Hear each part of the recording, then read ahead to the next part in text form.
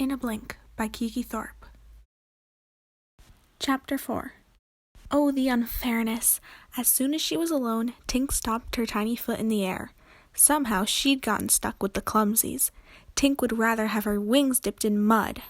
Why me? She grumbled to herself. Any other fairy would do just fine. But what could she do? It was the Queen's command. So, when Prilla decided to give the girls a tour, Tink had no choice but to follow along. Prilla started her tour with the home tree, as any fairy would. The home tree was the heart of the fairies' world.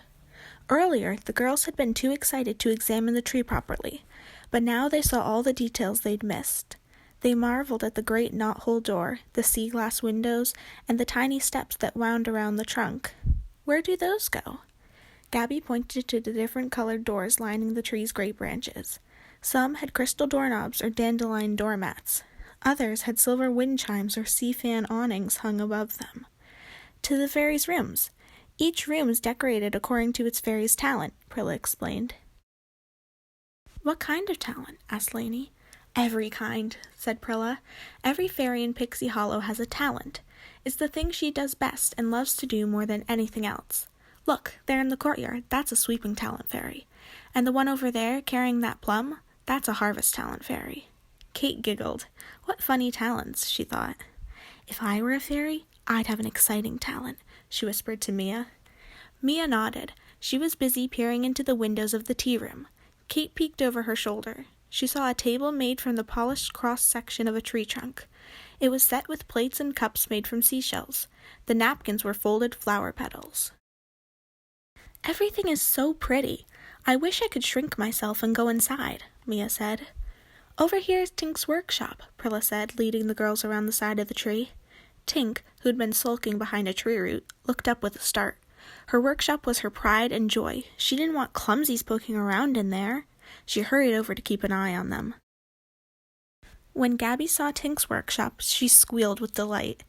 It's a tea kettle, she exclaimed. Sure enough, a real human-sized tea kettle had been squeezed between the home tree's roots. Its spout made a little awning over the tiny door. Tink's a Tinker Talent fairy, Prilla explained, the best in Pixie Hollow. Normally, Tink would have been as pleased about the compliment, but she was too busy watching Mia. The girl was down on her hands and knees, peeking in the window. Oh, look, Mia cried. There's a teeny tiny workbench, and a bucket made from a thimble. Oh, and look at that chair made from an old bent spoon. Let me see, cried Gabby, tugging at Mia's sleeve.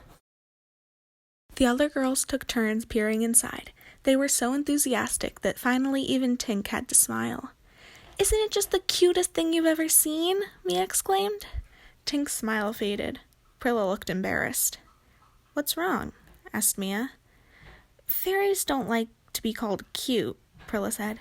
It's insulting. Oh, I didn't know. I'm sorry, Miss Tink, Mia said. Tink just rolled her eyes. Fairies don't say sorry, Prilla told Mia. They say I'd fly backwards if I could. Mia glanced at Tink and nodded, clearly afraid to say anything else. It's okay, Prilla said kindly. When I first got here, I didn't understand all the rules either. What other rules are there? Lainey asked. Well, for starters, fairies don't say Mr. or Miss, Prilla explained. And be careful who you tell secrets to. Fairies love to gossip. And another thing, Prilla lowered her voice. Watch out for Vidya, the fast-flying talent fairy. Prilla kept talking, but Kate wasn't listening anymore. Rules had always bored her. Kate looked around for something interesting. She spied a little building made of twigs. It had a straw roof and a wide door. What's this? Kate asked, striding over to it. She bent down to open the door. Don't! Cried Tink. That's the... Frightened squeaks drowned out the rest of her words. A dozen mice burst through the door.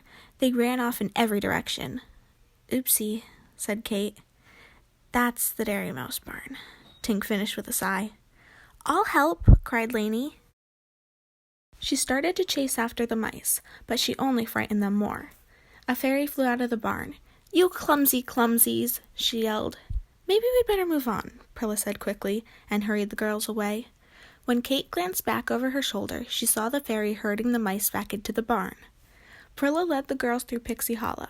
They saw garden fairies watering flowers, and caterpillar shearing talent fairies herding woolly caterpillars. 2 fairies riding on the backs of squirrels chased each other through the trees. "What are they doing?" asked Lainey. "Playing tag," Prilla replied. "Those are animal talent fairies." Tink and Prilla took the girls to the orchard, where the harvest talent fairies gave them just-picked peaches still warm from the sun. Next, they visited Havendish Stream. The girls watched the water talent fairies sailing their leaf boats. Nearby, Kate saw a funny round building. It was built from odd little rocks. Going closer, she saw that they weren't rocks, but peach pits. "What's this place?" she asked. "The mill," Prilla said, flying over. "It's where we keep the fairy dust." "What's fairy dust?" asked Lainey. "It's what makes us sparkle," said a voice nearby. A sparrowman flew around the side of the mill. He had floppy blonde hair and a friendly smile. "The dust also helps us fly," he told the girls. "Without it, we can't fly more than a foot at a time." "This is Terrence," Prilla told the girls. "He's a dust talent." "Would you like to see inside?" Terrence asked them. The girls crowded around the double doors. In the dim light, they could see the dozen pumpkin canisters. Terrence lifted the lid off one of the pumpkins. The fairy dust was finer than flour. It shimmered with the colors of the rainbow. "That's a lot of dust," Mia said. "It's just enough," Terrence replied. "In Pixie Hollow, there's just enough of everything. No more, no less." Kate was thinking about something Terrence had said. "Fairy dust helps you fly. Could it help us fly, too?" she asked. "Of course," Terrence said. "Anyone can fly with fairy dust. In fact, that's how children usually get to Neverland. You're the first ones I've met to come on a blink." Kate was startled by this news. "You mean other kids have been here too?" "Oh, sure," said Terrence. "Not very often, mind you, and usually they end up in other parts of Neverland. We don't see too many clumsies in Pixie Hollow." "So where are the kids now?" Mia wondered. "Home," Tink said. The girls turned to her in surprise. It was the first time she'd spoken since the trouble at the mouse barn. "Clumsies go home," Tink said again, matter-of-factly, "unless they have no homes to go back to. Then they stay lost in Neverland forever." The way she said forever sent a shiver down Kate's spine. "But," she said, "the ones who do go home, they come back to visit sometimes, don't they?" "No, they don't," Tink said with a shrug. "They go home and grow up, and when they grow up, they forget. Neverland seems like something they once dreamed." The girls were quiet, thinking about this. It was hard for them to imagine ever forgetting such a wonderful place. "It's getting late," Prilla said, glancing at the sun. "We can see more of Pixie Hollow tomorrow." "Come visit any time," Terrence told the girls as he shut the doors of the mill. The setting sun turned the meadow gold as they made their way back to the home tree. It looked even more beautiful than when they'd first arrived in Pixie Hollow. But Kate barely saw it. Tink's words still troubled her. Was it true that they would go home and forget about Neverland, or else stay here forever? To Kate, the choice, if it was a choice at all, seemed deeply unfair. "Well, I won't think about it," Kate told herself. After all, they were here now. There was still so much to do and see and discover.